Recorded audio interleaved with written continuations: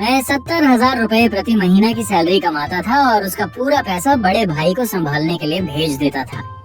लेकिन हालत ये थी कि मैं खुद हर दिन सिर्फ सफेद दलिया और अचार खाकर गुजारा करता था। यहाँ तक कि नई अंडरवियर खरीदने तक के पैसे नहीं बचते थे। लेकिन फिर भी बड़े भाई ने मुझे वॉइस मैसेज भेजकर अपनी परेशानी सुनाई। अरे छोटे, पैसे तो मिल गए, लेकिन पिताजी का एम्फिसीमा फिर से बढ़ गया है। डॉक्टर और मेडिकल स्टाफ कह रहे हैं कि अब उन्हें इम्पोर्टेड टारगेटेड मेडिसिन खानी पड़ेगी। और हाँ, तुम्हारी माँ के पैरों में भी अब पहले जैसी ताकत नहीं रही। मैंने देखा कि पड़ोस वाले ली अंकल ने एक मसाज थेरेपिस्ट रखा हुआ है, सिर्फ 300 रुपए पर सेशन लेता है। मैंने सोचा माँ के लिए भी वही व्यवस्था कर दूं। लेकिन तुमने इस बार कुल 70,000 रुपए ही भेजे हैं। शायद इतने में काम नहीं चलेगा। फोन पकड़े हुए मेरी उंगलियां सफेद पड़ गईं और मेरे नाखून हथेली में धंस गए। 70,000 रुपए भी कम पड़ रहे हैं। मैं एक टियर 1 सिटी में कंटेंट प्लानिंग और कॉपी राइटिंग का काम करता था। बाहर से मेरी नौकरी चमकदार दिखाई देती थी, लेकिन हकीकत में मैं भी एक हाई एंड लेबरर ही था। भारी किराया, 3 महीने की सिक्योरिटी डिपॉजिट, बिजली पानी के बिल, रोज का कम्यूट, इन सब के बाद मेरे हाथ में हर महीने मुश्किल से 70,000 रुपए से थोड़ा ज्यादा बचते थे। और बिना एक भी महीना छोड़े मैं वो पूरे 70,000 रुपए घर भेज देता था। अपने लिए जो थोड़ा बहुत बचता, उसी में इस महंगे शहर में मैं किसी तपस्वी की तरह जीवन जी रहा था। भैया, पिछले महीने ही तो मैंने 80,000 रुपए भेजे थे। आपने कहा था कि पुराने घर की छत की मरम्मत करवानी है। अभी तो महीना भी खत्म नहीं हुआ, फिर से पैसों की जरूरत कैसे पड़ गई? उधर से जवाब तुरंत आया। इस बार वॉइस मैसेज नहीं बल्कि टेक्स्ट मैसेज था और उसमें साफ साफ झुंझलाहट महसूस हो रही थी। छोटे, तुम्हारा मतलब क्या है? तुम बड़े शहर में एसी ऑफिस में बैठकर काम करते हो, इसलिए तुम्हें घर की परेशानियां समझ नहीं आती। माँ बाप बूढ़े हो चुके हैं, उन्हें हर वक्त किसी न किसी की जरूरत रहती है। मैं और तुम्हारी भाभी दिन रात उनकी सेवा करते हैं, उनका हर काम करते हैं, इसलिए हम दोनों नौकरी भी नहीं कर पाते। तुम्हें क्या लगता है हम घर में आराम की जिंदगी जी रहे हैं? अगर तुम्हें लगता है कि पैसा कमाना आसान है, तो तुम वापस आ जाओ और माँ बाप की सेवा करो। मैं बाहर जाकर नौकरी कर लूंगा और हर महीने तुम्हें 80,000 रुपए भेज दिया करूंगा। फिर वही पुराना हथियार। हर बार जब भी मैं खर्चों का हिसाब पूछता, बड़ा भाई इसी नैतिकता की ढाल को सामने कर देता, मानो सिर्फ माँ बाप के पास रहना ही उसे हर सवाल से छूट और हर मांग का अधिकार दे देता। मैंने गहरी सांस ली और शांति से समझाने की कोशिश की। भैया, मेरा वो मतलब नहीं था। मैं सिर्फ ये कह रहा था कि पिताजी की दवा का कुछ हिस्सा तो हेल्थ इंश्योरेंस से कवर हो सकता है। और मसाज की बात करें तो भाभी खुद मसाज थेरेपी सीख रही है ना, तो क्या ऐसा नहीं हो सकता कि बस बहुत हुआ? अचानक माँ की आवाज फोन पर सुनाई दी। गोशियाओ, तुम्हारे भैया और भाभी की जिंदगी आसान नहीं है। तुम बाहर बड़े शहर में आराम से रहते हो, तो थोड़ा पैसा खर्च कर दोगे तो क्या हो जाएगा?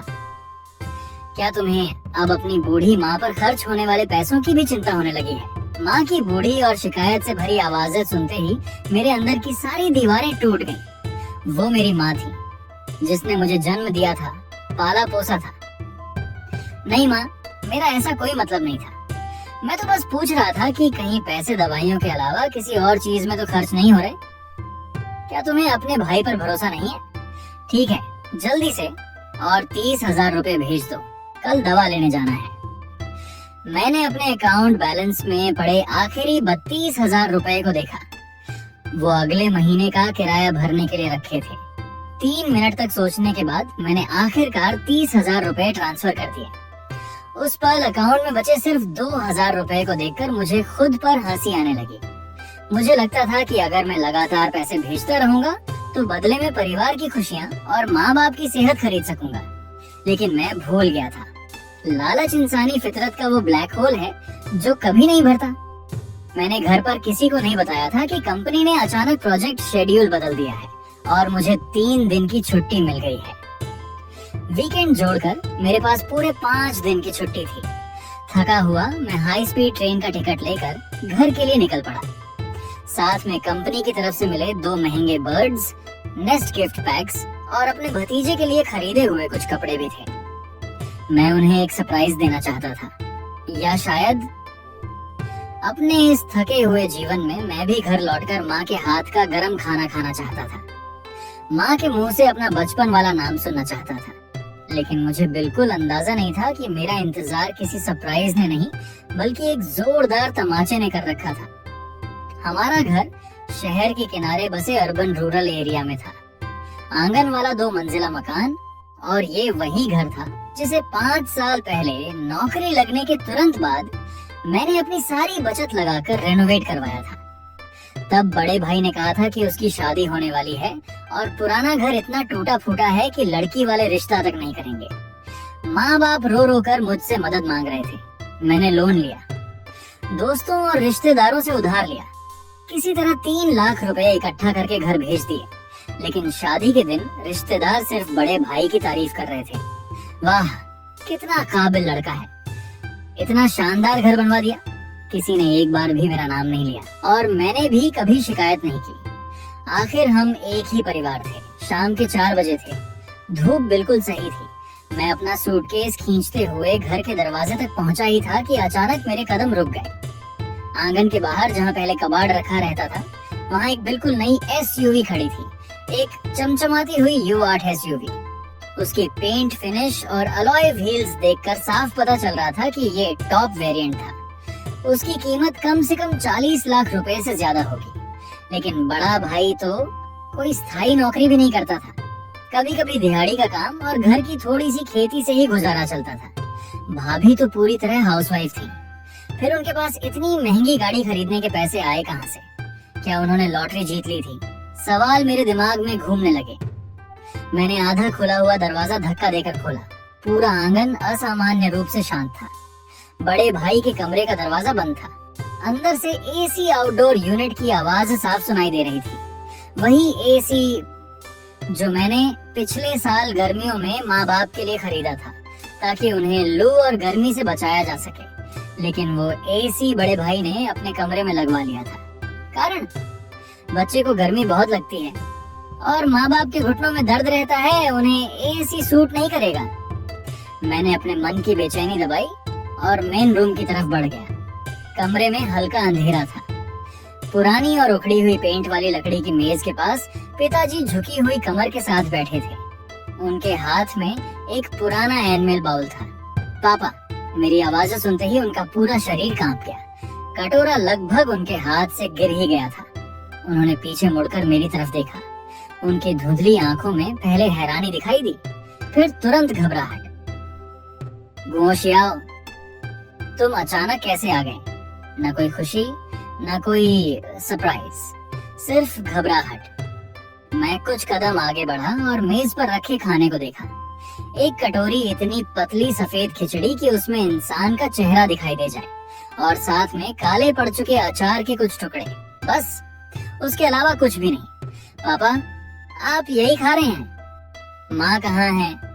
भैया और भाभी कहाँ हैं? पिताजी घबरा गए और अचार वाली प्लेट को पीछे छिपाने लगे। मैं हल्का खाना खाना चाहता था।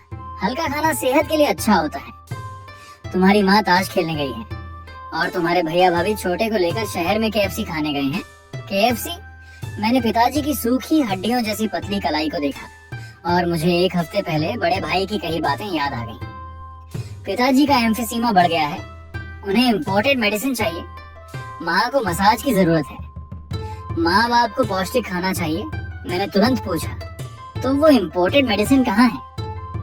भैया तो कह रहे थे कि आप 2000 रुपए वाली टारगेटेड मेडिसिन ले रहे हैं। दवा कहाँ है? पिताजी की नजरें इधर उधर भटकने लगी।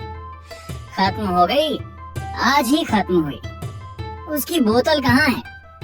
मैं ब्रांड नेम देख लूं, अगली बार सीधे बड़े शहर से खरीद कर भेज दूंगा। मैंने सवाल पूछना नहीं छोड़ा, फेंक दी। ऐसी चीजें घर में रखकर क्या करना? अचानक पिताजी की आवाज तेज हो गई, मानो ऊंची आवाज से वो अपने डर को छिपाना चाहते हो। मुझे यकीन नहीं हुआ। मैं सीधा कमरे के कोने में रखे डस्टबिन की तरफ बढ़ गया। अरे, ये क्या कर रहे हो? कूड़े में क्यों देख रहे हो? गंदा है। पिताजी घबराकर मुझे रोकने के लिए उठे, लेकिन उनकी कमजोर टांगें उनका साथ नहीं दे सकी। मैंने पैर मारकर डस्टबिन का ढक्कन खोला। अंदर सिर्फ कुछ अंडों के छिलके सड़ी हुई सब्जियों के पत्ते और एक सफेद दवाई की बोतल पड़ी थी। मैंने झुककर उसे उठाया। वो एक बेहद साधारण सफेद प्लास्टिक बोतल थी। उस पर लिखा था compound liquorice tablets, manufacturing date पिछले महीने की थी। मैं कुछ सेकंड तक उस बोतल को घूरता रहा। ये सिर्फ एक साधारण खांसी की दवा थी, कीमत मुश्किल से कुछ रुपए। ये कोई टारगेटेड मेडिसिन नहीं थी, ये कोई इम्पोर्टेड मेडिसिन नहीं थी। और उसी पल मेरे अंदर कुछ टूट गया। मेरे हाथ कांप रहे थे, सिर्फ गुस्से की वजह से नहीं, बल्कि इसलिए भी कि अपने ही सबसे करीबी लोगों ने मुझे एक तमाशा बना दिया था। पापा, यही है वो दवा जिसके बारे में भैया कह रहे थे कि 2000 रुपए की एक बोतल आती है और आपकी जान बचा रही है। पिताजी का चेहरा एकदम लाल पड़ गया। क्या तुम मेरी पूछताछ कर रहे हो? मैं कौन सी दवा खाऊं? ये मेरी मर्जी है। इस दवा में क्या खराबी है? ये खांसी में बहुत आराम देती है। वो विदेशी दवाइयां मुझे सूट नहीं करती। उनके होंठ कांप रहे थे। अचानक उन्होंने चॉपस्टिक्स मेज पर जोर से पटक दी। तो फिर वो पैसे कहाँ गए? मैंने अपनी आवाज ऊंची कर दी। पिछले हफ्ते मैंने 70,000 रुपए भेजे थे और परसों 30,000 रुपए और भेजे। पूरे 1,00,000 रुपए का रिजल्ट ये है कि आप यहाँ दलिया पी रहे हैं और कुछ रुपए की खांसी की दवा खा रहे हैं। पैसे, पिताजी हकलाने लगे। पैसे बचा कर रख दिए हैं, फ्यूचर में किसी नीड के लिए काम आएंगे। बचा कर रख दिए हैं, मैंने ठंडी आवाज में कहा। या फिर उस नई गाड़ी में लगा दिए गए हैं। तभी आंगन के बाहर से बड़े भाई के परिवार की हंसी और बातें सुनाई दी। अरे वाह, नई गाड़ी में बैठने का मजा ही अलग है। ये लेदर सीट्स सच में कमाल के हैं। बिल्कुल, इस गाड़ी की पावर भी शानदार है। अगली बार इसी से प्रांत की राजधानी घूमने चलेंगे। पापा, मुझे एक टार्ट भी खाना है। मेरा भतीजा मासूमियत से जिद कर रहा था। तीनों बड़े बड़े शॉपिंग बैग्स उठाए हुए चेहरे पर चमकती मुस्कान लिए अंदर आए। लेकिन जैसे ही उनकी नजर मुझ पर पड़ी, सारी हंसी एक पल में गायब हो गई। बड़े भाई कुछ सेकंड के लिए रुक गए, फिर चेहरे पर एक बनावटी मुस्कान ले आए। अरे छोटे, तुम आ गए? कम से कम पहले बता तो देते, मैं स्टेशन लेने आ जाता। और ये क्या हो गया? घर में तुम्हारे लिए कोई खास खाना भी तैयार नहीं है। मैंने शांत आवाज में कहा। भैया, गाड़ी तो काफी अच्छी है। अरे नहीं नहीं, बड़े भाई ने तुरंत कार की चाबी जेब में सरका ली। दोस्त की गाड़ी है, बस 2 दिन के लिए ली है। तुम जानते हो, घर में गाड़ी ना हो तो कितनी प्रॉब्लम होती है। दोस्त की गाड़ी? मैंने उनकी आंखों में देखते हुए पूछा। तो क्या अज्जी बोड़ा तुम्हारा दोस्त है? बड़े भाई का चेहरा बदल गया। उन्हें समझ आ गया कि अब झूठ छिप नहीं सकता। उन्होंने एक्टिंग करना छोड़ दिया। घोषयाओ, तुम्हारा ये बिहेवियर क्या है? मैं तुम्हारा बड़ा भाई हूँ। अगर मैंने एक गाड़ी खरीद ली तो उसमें क्या गलत है? मैंने तो सिर्फ ये सोचा कि गाड़ी होगी तो माँ बाप को अस्पताल ले जाना आसान हो जाएगा। मैं हल्के से हंसा। हाँ, ट्रीटमेंट के पैसों से गाड़ी खरीदना सच में बहुत कन्वीनियंट होता है। मैंने हाथ में पकड़ी हुई खांसी की दवा की बोतल जमीन पर दे मारी। ठाक, यही है वो इम्पोर्टेड मेडिसिन जो आपने पिताजी के लिए खरीदी थी। फिर मैंने मेज पर रखी खिचड़ी और अचार की तरफ इशारा किया। और यही है वो केयर जिसके बारे में आप कहते थे कि दिन रात माँ बाप की देखभाल करते हो। मैं हर महीने तुम्हें 70,000 रुपए भेजता हूँ और उसके बदले पिताजी को यही खाना मिलता है। तुम लोग KFC खाते हो, नई SUV चलाते हो और पिताजी घर पर बैठकर दलिया पीते हैं। पूरा माहौल एक पल में जम गया। भाभी ने सिचुएशन को बिगड़ता देख तुरंत बच्चे को कमरे के अंदर भेज दिया। फिर मुड़कर आंसू पोंछने लगी। उनकी एक्टिंग इतनी शानदार थी कि अगर वो फिल्मों में होती तो शायद अवार्ड जीत जाती। घोषयाओ, तुम ऐसी बातें कैसे कर सकते हो? ये गाड़ी भी तो इसी परिवार के लिए खरीदी गई है। तुम्हें नहीं पता, पिछली बार माँ को आधी रात को बुखार हो गया था और कोई गाड़ी नहीं मिली थी। तुम्हारे भाई ने उन्हें पीठ पर उठाकर 3 किलोमीटर पैदल चलाया था। हमसे उनका दर्द देखा नहीं गया, इसलिए मजबूरी में लोन लेकर गाड़ी खरीदनी पड़ी। डाउन पेमेंट के पैसे भी उधार लेकर दिए हैं और हर महीने 6,000 रुपए से ज्यादा EMI भी भरनी पड़ती है। क्या तुम्हें लगता है हमारी जिंदगी आसान है? मैंने सीधा सवाल किया। वो डाउन पेमेंट कहीं उन पैसों से तो नहीं दी गई जो मैंने माँ बाप के ट्रीटमेंट के लिए भेजे थे? बस बहुत हुआ। पिताजी अचानक गरज उठे। तुम घर आते ही झगड़ा शुरू कर देते हो। क्या कोई छोटा भाई ऐसे बिहेवियर करता है? तुम्हारा भाई ये सब मेरे लिए और इस परिवार के लिए कर रहा है। वो मेरे पास रहकर मेरी केयर करता है, उसकी मेहनत का राइट बनता है। अगर उसने कुछ पैसे रख लिए तो क्या गलत किया, वो उसका राइट है। फिर उनकी नजर मुझ पर पड़ी। और तुम साल में कितनी बार घर आते हो? कुछ पैसे भेज देने के अलावा तुमने हमारे लिए किया ही क्या है? नालायक, तुम्हारा जमीर मर चुका है। निकल जाओ यहाँ से, अभी इसी वक्त निकल जाओ। पिताजी की आवाज पूरे घर में गूंज रही थी। बड़े भाई और भाभी एक तरफ खड़े थे, उनके होंठों पर हल्की सी विजयी मुस्कान थी। उस पल मैंने अपने सामने खड़े उस इंसान को देखा जो मेरा पिता था, और फिर भी जैसे कोई अजनबी हो। अचानक मेरे पूरे शरीर में ठंड सी दौड़ गई। तो उनकी नजरों में मेरी सारी मेहनत, मेरा सारा स्ट्रगल, मेरा खून पसीने का पैसा सिर्फ कुछ पैसे था। और बड़ा भाई, वो मेरे पैसों पर ऐश करे तो वो उसका राइट था। यही मेरा परिवार था, यही वो लोग थे जिनकी खुशियों के लिए मैं खुद को खत्म कर रहा था। मैंने गहरी सांस ली। ऐसा लगा जैसे मेरे सीने के अंदर कुछ टूट गया हो, लेकिन उसी टूटन के बीच कुछ नया और कठोर भी जन्म ले चुका था। ठीक है पापा, ये आपने खुद कहा है। अगर भैया आपकी इतनी अच्छी केयर कर रहे हैं, और अगर मेरा पैसा सिर्फ गंदा पैसा है, तो अगले ही पल मैंने अपना मोबाइल निकाला, उन सबके सामने बैंकिंग ऐप खोला और उस फैमिली ट्रांसफर कार्ड को अनलिंक कर दिया, जिससे हर महीने अपने आप पैसे उनके अकाउंट में चले जाते थे। तो आज से, मैंने उनकी आंखों में देखते हुए कहा, ये पैसा अब मैं नहीं दूंगा। उसी समय माँ सब्जियों की टोकरी लेकर घर लौट आई। मैं बिना कुछ कहे अपने पुराने कमरे में चला गया। बाहर से पिताजी की जानबूझकर ऊंची आवाज में भरी गई आहें सुनाई दे रही थीं। साथ ही बड़े भाई के गुस्से में चीजें पटकने की आवाजें भी। हर आवाज मेरे कानों में सुई की तरह चुभ रही थी। पाल पोस कर एक एहसान फरामोश निकला। अब पैसे कमाने लगा है तो खुद को बहुत बड़ा समझने लगा है। माँ देखो ना, इसने पिताजी को कितना गुस्सा दिला दिया। और इस महीने की EMI का भी अभी कोई अरेंजमेंट नहीं हुआ है। मैंने मोबाइल बैंकिंग में अपना बैलेंस देखा और उसी पल मेरे दिमाग में एक प्लान पूरी तरह साफ हो गई। अगली सुबह सूरज निकलने से पहले ही मैं घर से निकल गया। मैं न सब्जी खरीदने गया, न ही पिताजी की दवा लेने। मैं सीधा जिले के सबसे बड़े डोमेस्टिक केयर सर्विस सेंटर पहुंचा।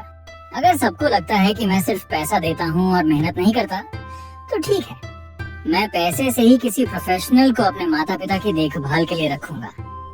मैंने वहां से एक गोल्ड मेडल केयर गिवर को हायर किया। सब लोग उन्हें मेई आंटी कहते थे। उम्र लगभग 50 साल, मूल रूप से शानदोंग प्रांत की रहने वाली, मजबूत शरीर, ऊंची आवाज और पर्सनालिटी ऐसा कि पहली नजर में ही समझ आ जाए। ये महिला काम भी तेजी से करती है और किसी से डरती भी नहीं। मैंने एजेंसी के साथ कॉन्ट्रैक्ट साइन किया। मासिक वेतन 8,000 रुपए तय हुआ। पेमेंट सीधे कंपनी के अकाउंट में जाती। बीच में किसी व्यक्ति का कोई इंटरफेरेंस नहीं था। मेरी सिर्फ एक शर्त थी, मेरे माता पिता को अच्छा खाना और सही केयर मिलनी चाहिए। अगर कोई उनके खाने में डिडक्शन करे या देखभाल में इंटरफेरेंस डाले, तो उसकी सूचना तुरंत मुझे दी जाए। जब मैं मेई आंटी को लेकर घर पहुंचा, तो बड़ा भाई और भाभी मेज पर बैठकर खाना खा रहे थे। मेज पर ब्रेज्ड पोर्क और गार्लिक बटर प्रॉन्स रखे हुए थे, लेकिन हमेशा की तरह पिताजी के हिस्से में उनमें से कुछ भी नहीं था। मेज के दूसरे छोर पर उनके सामने सिर्फ एक कटोरी फीकी और पानी जैसी नूडल्स रखी थी। मुझे एक अजनबी महिला के साथ देखकर बड़ा भाई चौंक गया। छोटे, ये कौन है? ये मेई आंटी है। मैंने इन्हें प्रोफेशनल केयर गिवर के रूप में रखा है। मैंने कॉन्ट्रैक्ट कॉपी मेज पर रख दी। भैया, आप ही तो कहते थे कि आपको भी काम करना होता है और भाभी भी व्यस्त रहती है, तो अब से माँ पिताजी की केयर मेई आंटी करेंगे।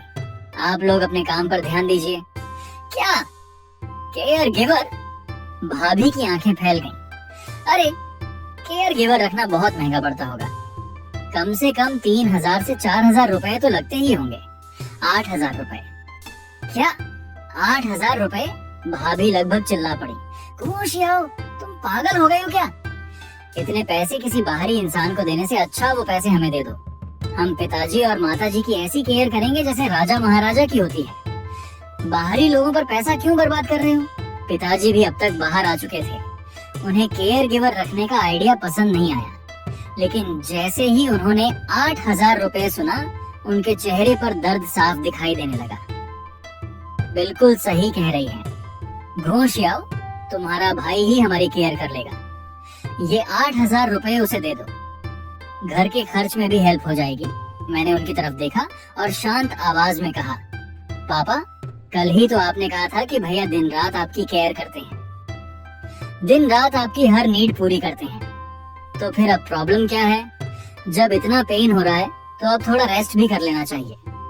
मैं तो बस बड़े भाई पर तरस खा रहा था, इसलिए खास तौर पर पैसे खर्च करके उन्हें इस प्रॉब्लम से आजाद कराने आया हूँ।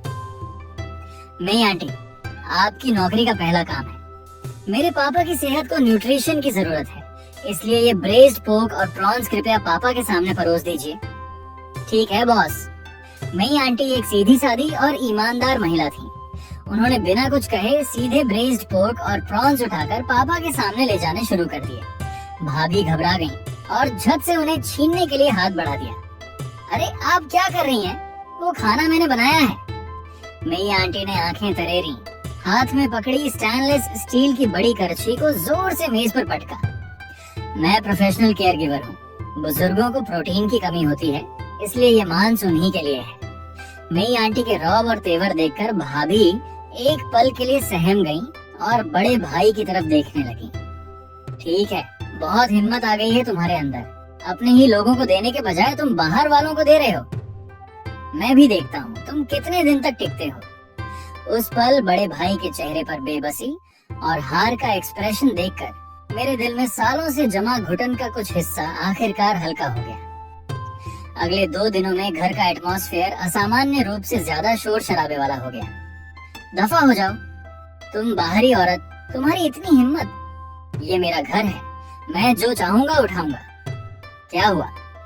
बॉस, ये आदमी घर में घुसते ही अलमारी और सामान खंगालने लगा और आपके गिफ्ट वाले सिगरेट पैक्स उठाकर ले जाने लगा। मैंने कहा कि वो आपकी चीजें हैं, लेकिन उसने मेरी बात नहीं मानी और मुझे धक्का भी दिया। मैं उसका सगा बड़ा भाई हूँ। 2 कार्टन सिगरेट्स ले लिए तो क्या हो गया? उन्हें बेचकर थोड़ा पैसा निकालकर गाड़ी में फ्यूल भरवा दूं तो उसमें क्या दिक्कत है? तब मुझे समझ आया कि अब मेरी आर्थिक मदद बंद होने के बाद उसकी डेस्परेट सिचुएशन ऐसी हो गई थी कि यूं 8 में पेट्रोल भरवाने तक के पैसे नहीं बचे थे। उन्हें नीचे रख दो, वो किसी को गिफ्ट देने के लिए रखे गए हैं। मैं नहीं रखूंगा। जिगोशी आओ, मैं तुम्हें बता रहा हूँ, अब ये घर ऐसे नहीं चल सकता।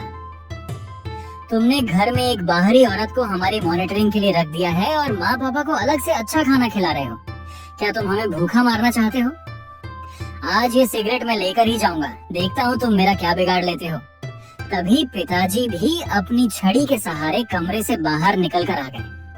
अरे घोष याओ, सिर्फ 2 कार्टन सिगरेट ही तो हैं, अपने बड़े भाई को दे दो। उसकी नई गाड़ी में फ्यूल खत्म हो गया है।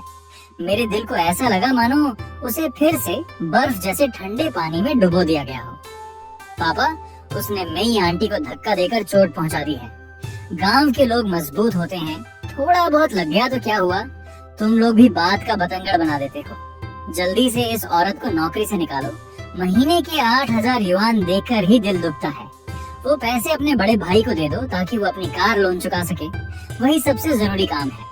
इस घर में बड़े भाई चाहे कितनी भी घटिया हरकत कर लें, माँ बाप की नजरों में उनके लिए हमेशा कोई ना कोई बहाना मौजूद रहता था।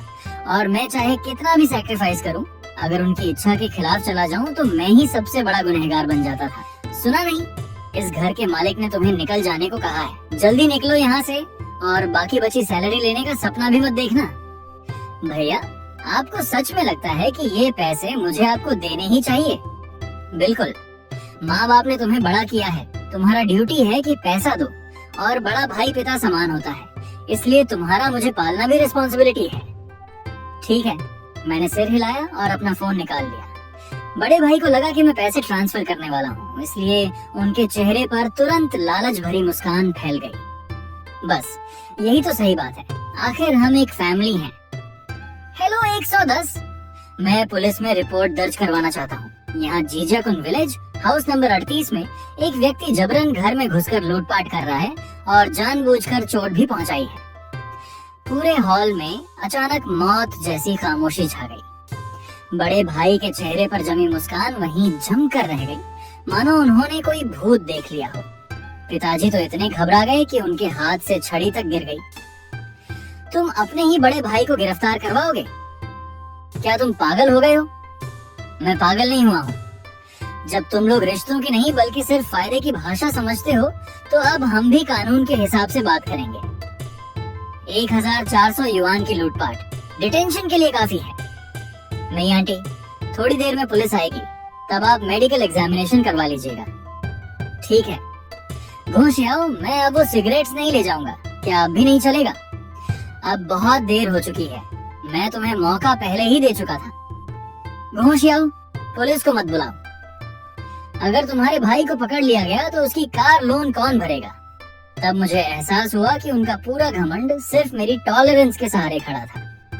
अगर कार लोन नहीं भर सकते तो गाड़ी बेच दो। नहीं, बिल्कुल नहीं। अगर गाड़ी बेच दी तो गांव में हमारी रेपुटेशन कैसे बचेगी? वो आपकी प्रॉब्लम है। मैं मुड़कर मेई आंटी से बोला, मेई आंटी, अब से माँ पापा के कमरे के अलावा घर के बाकी हिस्सों की चिंता करने की जरूरत नहीं है। अगर कोई फिर हाथ उठाए तो सीधे पुलिस को बुला लेना।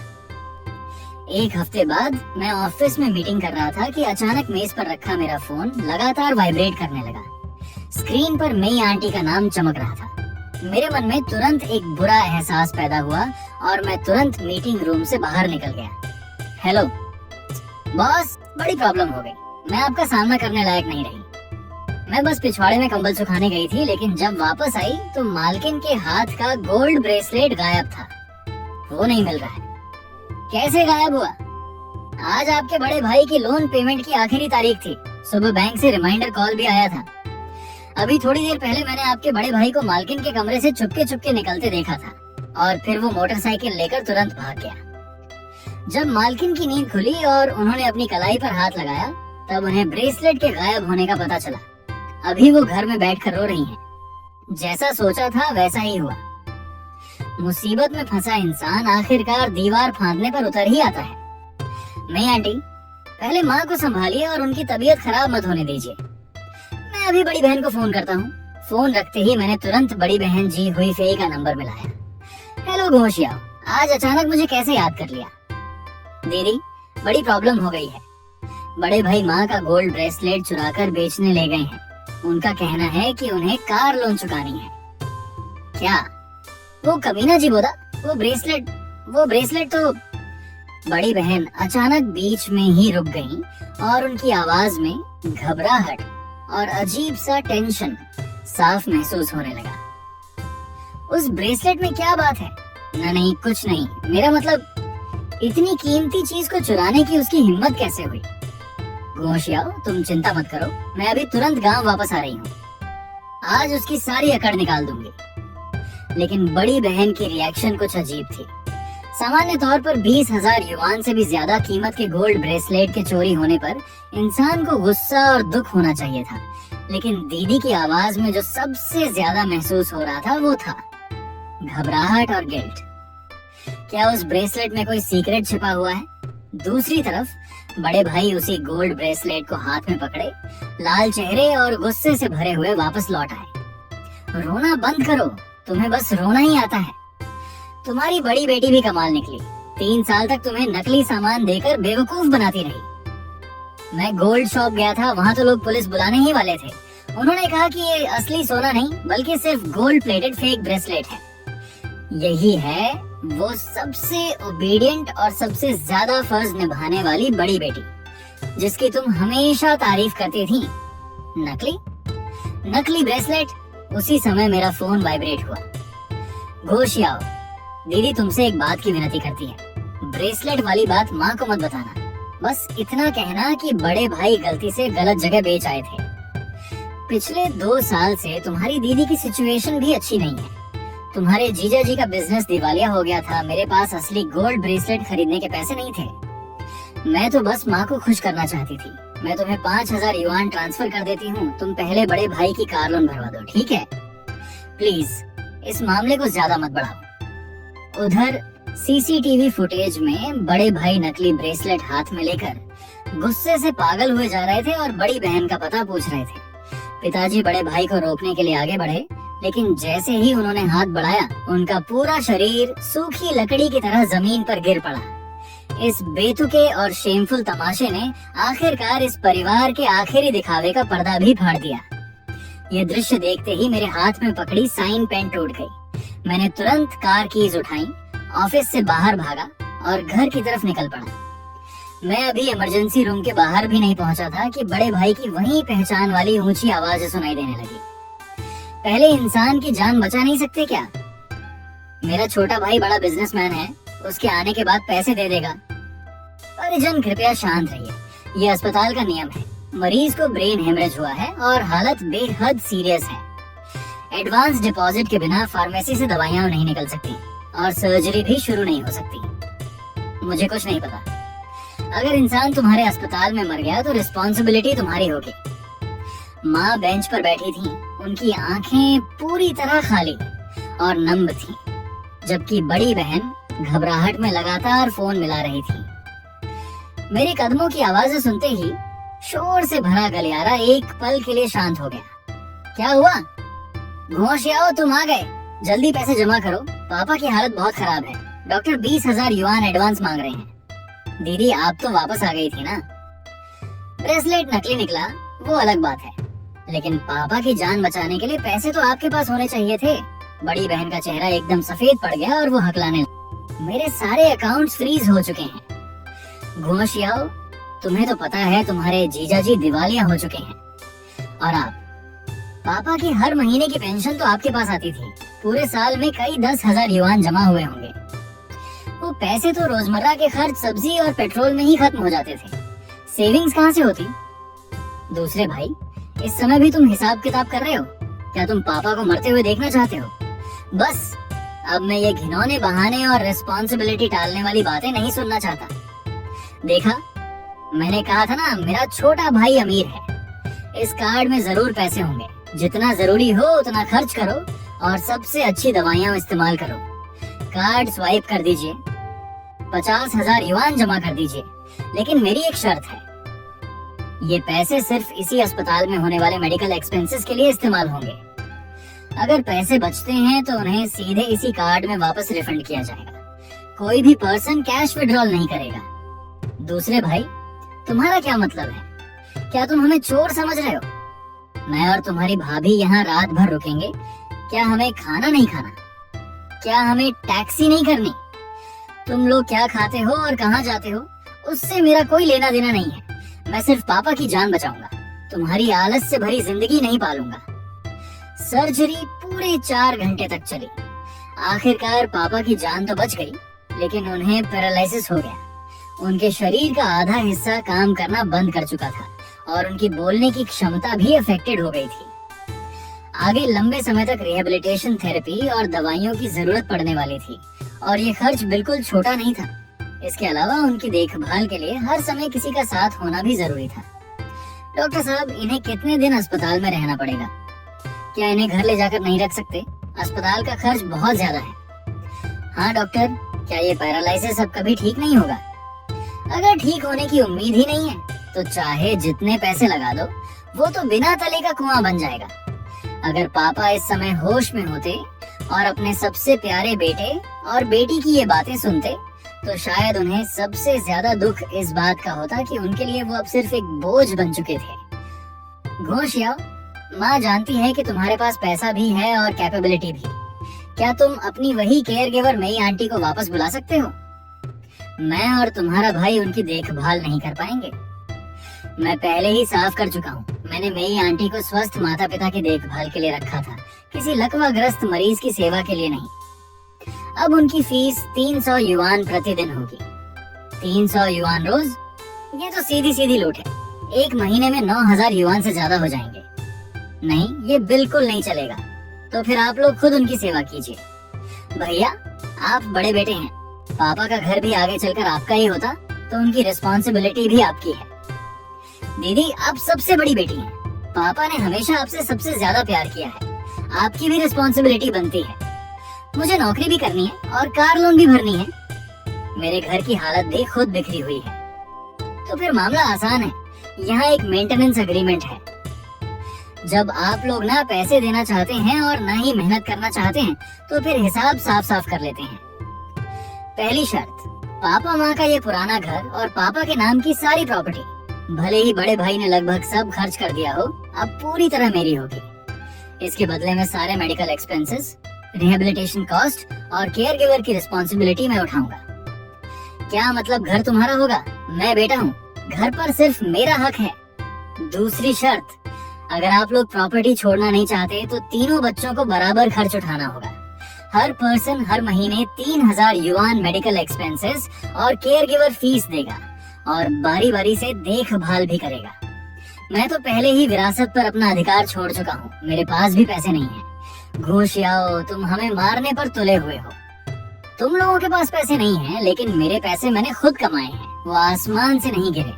दीदी, आपने माँ को 20,000 युआन के गोल्ड ब्रेसलेट का सपना दिखाकर 3 साल तक धोखा दिया, जबकि वो सिर्फ 200 युआन का सस्ता नकली सामान था। क्या उसका हिसाब नहीं होना चाहिए? और भैया, आपकी कार लोन फिर से ओवरड्यू होने वाली है ना?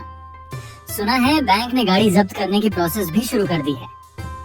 अगर आप इस प्रॉपर्टी वेवर एग्रीमेंट पर साइन कर देते हैं तो मैं इस महीने की कार लोन भर दूंगा, ताकि आपको गाड़ी बेचने का थोड़ा समय मिल जाए। अगर साइन नहीं करोगे तो फिर हम ऐसे ही चलते रहेंगे। मेरे पास पैसे हैं, मैं पापा के लिए सबसे अच्छे केयर गिवर रख सकता हूँ, लेकिन तुम्हें एक पैसा भी नहीं दूंगा। जब पापा नहीं रहेंगे तब हम कोर्ट में प्रॉपर्टी केस लड़ लेंगे, तब देखना तुम्हें कितना हिस्सा मिलता है। दूसरे भाई, मान गए तुम जीत गए, घर तुम्हारा हुआ और पापा भी तुम्हारे हुए। आगे से मुझे परेशान मत करना। चिंता मत करो, जब तक तुम मुझे परेशान नहीं करोगे मैं भी कभी तुम्हारे पास नहीं आऊंगा। बड़े भाई ने ठंडी आवाज में ताना मारा और सड़क किनारे धूल से ढकी अपनी यांगवांग यू 8 की तरफ बढ़ गए। जैसे ही उन्होंने दरवाजा खोला और गाड़ी स्टार्ट करने की कोशिश की, इंजन से सिर्फ कुछ सूखी क्लिक जैसी आवाजें आईं, लेकिन गाड़ी स्टार्ट नहीं हुई। उन्होंने गुस्से में स्टीयरिंग व्हील पर मुक्का मारा और नीचे उतरकर कार के दरवाजे पर जोरदार लात मार दी। मेरी गाड़ी, क्या अब तुम भी मेरे खिलाफ हो गई हो? तभी एक टो ट्रक आकर यांगवांग U8 के सामने रुका। उसमें से कई भारी भरकम आदमी उतरे और सीधे बड़े भाई की तरफ बढ़े। तुम जी बोदा हो ना?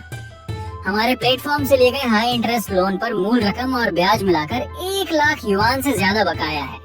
पेमेंट ओवरड्यू हो चुकी है, इसलिए कॉन्ट्रैक्ट के अनुसार अब गाड़ी जब्त की जाएगी। क्या? मैंने तो सिर्फ बैंक के कुछ 1000 युआन ही देने थे, अभी तो वो भी भर दिए थे। वो कार लोन थी। तुम्हारे ऑनलाइन लोन्स का गड्ढा कितना बड़ा है, इसका अंदाजा तुम्हें खुद होना चाहिए। गाड़ी ले जाओ। 2 आदमी बड़ी आसानी से गाड़ी को टो हुक से जोड़ने लगे। भाभी डर के मारे अपना मुंह ढककर खड़ी रह गई। नहीं, गाड़ी मत ले जाओ, यही तो मेरी जान है। उन लोगों ने बिना किसी नरमी के बड़े भाई को कार से खींचकर बाहर फेंक दिया। धीरे धीरे यांगवांग U8 हवा में उठने लगी। बड़े भाई जमीन पर लुढ़कते हुए उठे, मेरे सामने आकर घुटनों के बल बैठ गए और घबराहट में बोले, घोशिया, भाई को बचा लो। मेरे लिए ये 1 लाख युआन भर दो, मैं तुमसे हाथ जोड़कर विनती करता हूँ। देखो, मैं तुम्हारे सामने घुटनों पर बैठ गया हूँ। कभी मैं इसी आदमी के लिए उसके जुए के कर्ज चुकाने के लिए 3 महीने तक सिर्फ इंस्टेंट नूडल्स खाकर गुजारा करता था। आज उसे एक आवारा कुत्ते की तरह गिड़गिड़ाते हुए देखकर मेरे मन में सिर्फ एक ही इमोशन थी, दया नहीं बल्कि गहरी उदासी। भैया, आपकी गाड़ी अब बचने वाली नहीं है और आपकी इज्जत भी अब नहीं बचने वाली। और जहाँ तक आपके कर्जों की बात है, इतना कहकर मैंने फिर से अपना फोन निकाला और मई आंटी को एक वीचैट मैसेज भेजा। मई आंटी, अगर आप लोग नए साल के बाद वापस आना चाहें तो आपको सिर्फ उस लकवाग्रस्त बुजुर्ग की देखभाल करनी होगी। बाकी लोगों के लिए अब आपको किसी का चेहरा देखकर काम करने की जरूरत नहीं है। इस घर में अब फैसला मैं करूंगा। अगली दोपहर माँ जमीन पर बैठी थी। उनकी आंखें पूरी तरह सूनी और नम्ब थीं, जबकि उनके हाथों में वही पीतल पर गोल्ड प्लेटिंग वाला नकली ब्रेसलेट कसकर पकड़ा हुआ था। सब धोखेबाज हैं, सब के सब धोखेबाज। गाड़ी चली गई, इज्जत चली गई, सब खत्म हो गया। बड़े भाई गुस्से में हॉल में घुसे, माँ के हाथ से नकली ब्रेसलेट छीन लिया और पूरी ताकत से दीवार पर दे मारा। ब्रेसलेट टूटकर 2 टुकड़ों में बिखर गया। अब तो अच्छा हो गया, पूरा गांव जान गया कि मैं जी बोला अपनी एक टूटी फूटी गाड़ी तक नहीं बचा पाया। पिताजी अपनी छड़ी के सहारे कांपते हुए बाहर आए। उन्होंने बिखरा हुआ घर और हंगामा करते बड़े भाई को देखा। उनका चेहरा एकदम पीला पड़ गया। अगले ही पल उनकी छड़ी हाथ से फिसलकर ईंटों वाले फर्श पर गिर गई। अरे बुजुर्ग मालिक! नई आंटी दौड़कर अंदर आई। उन्होंने पिताजी का सिर संभाला और तुरंत मुझे फोन लगाया। बॉस, जल्दी एम्बुलेंस बुलाइए, लगता है मालिक को स्ट्रोक आया है। यही वो बेटा और बेटी थे जिन्हें उन्होंने पूरी जिंदगी सिर पर चढ़ाकर रखा था, और आखिर में उन्हें अस्पताल पहुंचाने वाले भी वही लोग बने। जब मैं जिला अस्पताल के इमरजेंसी डिपार्टमेंट पहुंचा, माँ एक तरफ बैठकर आंसू पोंछ रही थी और पूरी तरह घबराई हुई थी। होशिया, तुम आ गए? डॉक्टर कह रहे हैं कि ब्रेन हेमरेज हुआ है, ऑपरेशन करना पड़ेगा और बहुत पैसे लगेंगे। दूसरे बेटे, पैसे लाए हो ना? जल्दी जाकर फीस जमा करो। डॉक्टर कई बार कह चुके हैं पहले 50,000 युआन जमा कराने होंगे। मैंने माँ का हाथ हटाया और सीधे नर्स स्टेशन की तरफ बढ़ गया। मैं जी जियानगो का बेटा हूँ। अभी उनकी हालत कैसी है? अगर आप परिवार वाले हैं तो जल्दी फैसला कीजिए। मरीज के दिमाग में काफी ज्यादा ब्लीडिंग हुई है। तुरंत सर्जरी करके खून का थक्का निकालना होगा, वरना पैरालिसिस होने की पूरी संभावना है। यहाँ तक कि जान भी जा सकती है। ऑपरेशन का खर्च कितना होगा? अभी 50,000 युआन एडवांस जमा कराइए। उसके बाद आईसीयू का खर्च मरीज की कंडीशन पर निर्भर करेगा। कुल मिलाकर लगभग 1 लाख युआन तैयार रखिए। 1 लाख युआन? ये तो खुली लूट है। नर्स, क्या ऑन ऑपरेशन कराना जरूरी है? हमारे गांव के बूढ़े वांग को भी स्ट्रोक आया था। उसने सिर्फ दवा खाई और कुछ सेलाइन चढ़वाई और वो ठीक हो गया। उसने तो 1 लाख युआन नहीं खर्च किए थे। हर मरीज की कंडीशन अलग होती है। आपके पिता के दिमाग में ब्लीडिंग काफी ज्यादा है। अगर सर्जरी नहीं हुई तो मरीज नहीं बचेगा। हाँ, अगर नहीं बचे तो नहीं बचे। जैसे ही ये शब्द निकले, पूरे गलियारे में बैठे लोगों की नजरें हमारी तरफ घूम गईं। बोदा, तुमने क्या कहा? क्या मैंने गलत कहा? पापा की उम्र पहले ही 70 साल है। उन्हें हाई ब्लड प्रेशर और डायबिटीज भी है। अगर 1 लाख युआन खर्च करके उन्हें बचा भी लिया और बाद में उन्हें पैरालिसिस हो गया तो उनकी देखभाल कौन करेगा? हमारे घर में ऐसा कौन सा 1 लाख युआन पड़ा है जिसे पानी में फेंक दें? गाड़ी भी जा चुकी है। इतना कहकर उसने मेरी तरफ देखा और उसकी आंखों में झर जैसी चमक दिखाई दी। गुआ शियाओ के पास पैसे हैं, लेकिन उसके पैसे तो मेरी गाड़ी छुड़ाने में लगने चाहिए। एक ऐसे बूढ़े आदमी के लिए जो वैसे भी मरने वाला है, क्या जिंदा लोगों की जिंदगी बर्बाद कर देंगे? तो तुम्हारा मतलब क्या है? इलाज बंद कर दिया जाए? इसे इलाज बंद करना नहीं कहते, इसे कंजर्वेटिव ट्रीटमेंट कहते हैं। हम सिर्फ दवाइयां और सलाइन लगाएंगे, बाकी किस्मत पर छोड़ देंगे। और तुम भी ज्यादा शरीफ बनने की कोशिश मत करो। अगर हिम्मत है तो खुद पैसे दो। अगर तुम ये 1 लाख युआन खर्च करने को तैयार हो तो इलाज करवा लो। मेरे पास तो पैसे नहीं है। हे भगवान, ये कैसा पाप है? वो तुम्हारे अपने पिता हैं। उसी समय मेरा फोन बजा। फोन बड़ी बहन का था। गोशियाओ, मैंने सुना पापा बीमार हैं, लेकिन मैं अभी दूसरे शहर जा रही हूँ, वापस नहीं आ सकती। तुम पहले संभाल लो। और पैसों की बात तो तुम्हें पता ही है कि तुम्हारी दीदी की कंडीशन अभी कितनी खराब है। तभी ऑपरेशन थिएटर का दरवाजा खुला और डॉक्टर हाथ में कंसेंट फॉर्म लेकर बाहर। क्या फैसला हो गया? अगर अभी साइन नहीं किया गया तो बहुत देर हो जाएगी। बड़े भाई बेंच पर धम्म से बैठ गए। मैं साइन नहीं करूंगा, मेरे पास पैसे नहीं है। तुम बड़े बेटे हो, अगर तुम साइन नहीं करोगे तो कौन करेगा? ये इंसान की जान का मामला है। अगर करना है तो कंजर्वेटिव ट्रीटमेंट करो। जिंदगी और मौत जैसी चीजें ऊपर वाले की मर्जी से तय होती हैं। मैं ये सब देखकर अचानक हंस पड़ा। इतना हंसा कि आंखों में आंसू आने लगे। पापा, अगर इस वक्त आपको होश होता और आप अपने सबसे प्यारे बड़े बेटे के मुंह से ये बातें सुनते तो आपके दिल पर क्या बीतती? मैं साइन करूंगा। तुम साइन करोगे? तुम्हें किसने अधिकार दिया? क्या तुम्हारे पास पैसे हैं? घोंशियाओ, मैं साफ कह देता हूँ, अगर तुम ये पैसे खर्च करते हो तो वो तुम्हारी मर्जी होगी। घर से एक पैसा वापस मिलने की उम्मीद मत रखना। और वैसे भी ये पैसे मुझे दे दो, हम पापा को गांव के बेयरफुट डॉक्टर के पास ले जाएंगे। दफा हो जाओ। मेरे तेवर देखकर बड़े भाई चुप हो गए और पीछे हट गए। कार्ड स्वाइप कीजिए, अगर 50,000 कम पड़ जाए तो मैं और दूंगा। सबसे अच्छी दवाइयां इस्तेमाल कीजिए और उन्हें सबसे अच्छे आईसीयू में रखिए। ठीक है। भाभी उस पेमेंट स्लिप को देखकर हैरान रह गई। 50,000 युआन, पूरे 50,000 युआन। घोंशियाओ, तुम तो पैसे उड़ाने में लगे हो। अस्पताल को पैसे दे सकते हो, लेकिन अपने बड़े भाई को नहीं। ऑपरेशन थिएटर की लाल बत्ती फिर से जल उठी और पिताजी को अंदर ले जाया गया। मैं मुड़ा और अपने इन तथाकथित रिश्तेदारों की तरफ देखा। ध्यान से सुन लो, ये पैसे मैंने पापा को उधार दिए हैं। तुम लोगों से इसका कोई लेना देना नहीं है। आज से मैं 2 फुल टाइम केयर गिवर्स रखूंगा जो 24 घंटे शिफ्ट में उनकी देखभाल करेंगे। तुम लोगों में से कोई भी उनकी देखभाल के काम में दखल नहीं देगा और मेडिकल एक्सपेंसेस का एक पैसा भी कोई हाथ नहीं लगाएगा। क्यों? मैं बड़ा बेटा हूँ, पैसे का हिसाब मुझे रखना चाहिए। तुम पैसे संभालोगे? मैंने धीरे धीरे अपना फोन निकाला, स्क्रीन खोली और वॉल्यूम पूरी बढ़ा दी। अगर मर गए तो मर गए। 1 लाख युआन खर्च करके बचा भी लिया, और अगर पैरालिसिस हो गया तो क्या होगा? रिकॉर्डिंग पूरे हॉल में गूंज उठी। आसपास बैठे मरीजों और उनके परिजनों की निगाहें अब तिरस्कार से बड़े भाई को देख रही थीं। तुमने मुझे फंसाया। मैंने सिर्फ अपनी सुरक्षा की तैयारी की थी। भैया सोचिए, अगर मैं ये रिकॉर्डिंग गांव के ग्रुप में भेज दूं, आपकी फैक्ट्री के मैनेजर को भेज दूं, या आपके उन दोस्तों को भेज दूं जिनके साथ आप घूमते हैं, तब लोग आपके बारे में क्या सोचेंगे? नहीं, मत भेजो। घोंशिया, भाई से गलती हो गई। मैं उस समय घबरा गया था। तो फिर चुप रहो। अगर चाहते हो कि ये रिकॉर्डिंग बाहर न जाए तो अभी इसी वक्त यहाँ से चले जाओ। ऑपरेशन खत्म होने तक मैं तुम लोगों में से किसी का चेहरा यहाँ नहीं देखना चाहता। जब पापा को होश आ जाएगा तब मैं उन्हें बताऊंगा कि उन्हें बचाने वाला कौन था और उन्हें मरने देना कौन चाहता था। जाकर घर देखो, शायद वहाँ कुछ ऐसा मिल जाए जिसे बेचकर पैसे जुटाए जा सके।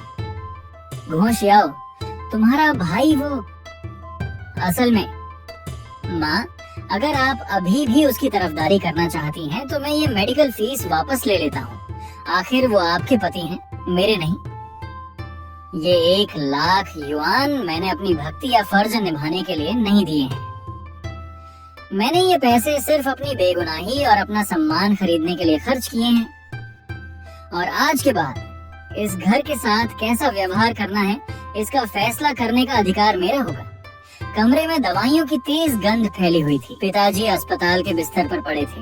उनके शरीर का आधा हिस्सा पैरालिसिस की वजह से बिल्कुल सख्त पड़ा था। पिताजी ने बड़ी मुश्किल से कुछ शब्द निकाले। पापा, क्या आप बड़े भाई को ढूंढ रहे हैं? वो बहुत व्यस्त हैं, इसलिए नहीं आ सके। व्यस्त किस काम में? अपनी टूटी हुई गाड़ी वापस छुड़ाने का हिसाब लगाने में और ये सोचने में कि आपके इलाज का खर्च कैसे बचाया जाए। इतनी हालत खराब होने के बाद भी जिस पर्सन को वो सबसे पहले देखना चाहते थे, वो वही बड़ा बेटा था जो उन्हें छोड़ देना चाहता था। आपको यकीन नहीं हो रहा? मैंने अपना फोन निकाला, एक बार फिर और आखिरी बार मैंने वो रिकॉर्डिंग चला दी। पापा की उम्र 70 साल है। अगर उन्हें पैरालिसिस हो गया तो उनकी सेवा कौन करेगा? हमारे घर में ऐसा कौन सा 1 लाख युआन पड़ा है जिसे पानी में फेंक दें? इसे कंजर्वेटिव ट्रीटमेंट कहते हैं। जिंदगी और मौत ऊपर वाले की मर्जी से तय होती है। बड़े भाई की वही परिचित आवाज शांत कमरे में किसी चाकू की तरह चुभ रही थी। मैंने फोन वापस रख दिया और बोलना जारी रखा। और बड़ी बहन, जैसे ही उन्हें पता चला कि पैसे खर्च होंगे, वो उसी रात दूसरे शहर चली गईं और उन्होंने अपना फोन भी ब्लॉक कर दिया। पापा, पिछले 3 दिनों में आपकी सर्जरी, हॉस्पिटलाइजेशन और केयर गिवर फीस मिलाकर कुल 1,13,000 युआन खर्च हुए हैं और वो सारे पैसे मैंने दिए हैं। आप अच्छी तरह देख लीजिए। आपको मौत के मुंह से वापस खींच कर लाने वाला मैं था और आपका प्यारा बड़ा बेटा, वो तो चाहता था कि आप ऑपरेशन टेबल पर ही मर जाएं ताकि उसकी गाड़ी छुड़ाने के पैसे बच जाएं। पिताजी के हाथ बुरी तरह कांपने लगे। उनके हाथ में पकड़ी रसीदें और बिल जमीन पर बर्फ के टुकड़ों की तरह बिखर गए। बस करो, घोष आओ। अब और मत कहो। क्यों ना कहूँ? ये सबक बहुत महंगा जरूर है, लेकिन जब मैंने इसकी कीमत चुकाई है तो आपको इसकी सच्चाई भी समझनी होगी। 1 हफ्ते बाद पिताजी को जनरल वार्ड में शिफ्ट कर दिया गया और तभी बड़े भाई आखिरकार दिखाई दिए। दूसरे भाई, अपने लोग जितनी अच्छी देखभाल करते हैं उतनी कोई बाहरी केयरगिवर नहीं कर सकती। तुम वो हर महीने के 6000 युआन केयरगिवर फीस मुझे दे दो। मैं वादा करता हूँ कि पापा को एकदम स्वस्थ और तंदुरुस्त कर दूंगा। मैंने ठंडी हंसी हंसी और उनकी बात को पूरी तरह इग्नोर कर दिया। साइन कर दीजिए, ये मेंटेनेंस अग्रीमेंट है। एक बार साइन करने के बाद आगे चलकर आपको कोई खर्च नहीं उठाना पड़ेगा। इस बीमारी में मैं पहले ही 1,20,000 युआन खर्च कर चुका हूँ। कानून के अनुसार ये रकम अगले 10 साल तक मेरी तरफ से निभाए जाने वाले मेंटेनेंस ड्यूटी से भी ज्यादा है। आप हमेशा कहते थे कि आप बड़े बेटे हैं ना, आपको ही तो सारी प्रॉपर्टी चाहिए थी। तो ये घर, ये जमीन और माँ पापा की बची हुई सेविंग्स, मुझे इनमें से कुछ नहीं चाहिए। सब कुछ आपका, लेकिन इसके साथ उनकी देखभाल, दवाइयाँ, गंदगी साफ करना और बाकी सारी रिस्पॉन्सिबिलिटीज भी आपकी होंगी। क्यों? मैं साइन नहीं करूंगा। अगर साइन नहीं करना चाहते तो फिर हम कोर्ट में मिलेंगे। उस समय मैं प्रॉपर्टी प्रिजर्वेशन के लिए आवेदन दूंगा। जिस पुराने घर में आप लोग रह रहे हैं उसे जब्त करके ऑक्शन किया जाएगा ताकि मेडिकल एक्सपेंसेस की भरपाई हो सके, और आपके द्वारा माता पिता को छोड़ देने वाली रिकॉर्डिंग भी मैं पब्लिक कर दूंगा। ठीक है, मान गए, तुम जीत गए। जी बोशियाओ, तुम सच में कमाल के इंसान हो। जब माँ पापा मर जाएं, तब उनकी चिता पर सिर झुकाने वापस मत आना। वो मेरा फैसला होगा, उसकी चिंता आपको करने की जरूरत नहीं है। मैंने माँ पापा की तरफ देखा। बचपन से लेकर आज तक आप हमेशा कहते रहे कि बड़ा भाई ही आपका सहारा है, तो अब आपकी इच्छा पूरी हो गई। आज के बाद मैं इस मामले में दखल नहीं दूंगा। मैंने केयर गिवर को भी हटा दिया है। कल से आपका सबसे प्यारा बेटा खुद आपकी सेवा करेगा। आगे आपकी जिंदगी कैसी होगी, अब ये पूरी तरह आप लोगों पर निर्भर करता है। आप सबको शुभकामनाएं। उस पल ऐसा लगा जैसे 20 साल से ज्यादा समय से मेरे ऊपर छाया हुआ अंधेरा आखिरकार पूरी तरह हट गया हो। 3 साल बाद मैं एक काले रंग की शानदार और दमदार एसयूवी चलाते हुए धीरे धीरे छोटे से काउंटी टाउन की पुरानी सड़कों से गुजर रहा था। कार की खिड़की के बाहर शोरगुल से भरा सब्जी बाजार था। सड़क किनारे एक बिखरे बालों वाली और 3 साल पहले की तुलना में कम से कम 10 साल ज्यादा बूढ़ी दिखने वाली औरत बैठी हुई थी। वो मेरी भाभी थी और वो एक सब्जी बेचने वाले से कुछ पैसों के लिए बहस कर रही थी। अरे, वो तो पुराने जी परिवार की बड़ी बहू है। कितनी दुखद किस्मत है। सुना है उसका पति हर दिन शराब पीकर मारपीट करता है। घर में एक लकवाग्रस्त बूढ़ा पड़ा है और पूरा परिवार कबाड़ बीनकर गुजारा करता है। जो किया था वही भुगत रहे हैं। सुना है उन्होंने इलाज के पैसे बचाने के लिए अपने छोटे बेटे को, जो बड़े शहर में मैनेजर था, घर से दूर कर दिया था। अब देखो, पीछे सिर्फ बर्बादी ही बची है। सच में ये सब बहुत दुखद है। शायद भाभी को किसी चीज का एहसास हुआ। उन्होंने अचानक सिर उठाया। उनकी नजर भीड़ को चीरती हुई सीधे उस शानदार एसयूवी पर जाकर रुकी। कार के शीशे के पीछे उन्होंने ड्राइविंग सीट पर बैठे मुझे पहचान लिया। उनकी आंखें एक पल में फैल गईं। उनके चेहरे पर जलन, शर्मिंदगी, हैरानी और पछतावे का अजीब सा इमोशन साफ दिखाई दे रहा था। इस दुनिया में कुछ रिश्तेदार किस्मत का तोहफा होते हैं और कुछ रिश्तेदार एक टेस्ट। अगर इंसान उस टेस्ट को पार कर ले तो उसके आगे खुला आसमान उसका इंतजार करता है। मैंने कार का शीशा ऊपर कर लिया। बाहर का सारा शोर उसी पल कट गया। मैंने गाड़ी नहीं रोकी। एक हल्का सा एक्सेलरेटर दबाया और रियर व्यू मिरर में दिखाई देता वो टूटा फूटा छोटा शहर धीरे धीरे दूर होता गया। छोटा और छोटा, फिर एक काले बिंदु में बदल गया और आखिरकार पूरी तरह गायब हो गया।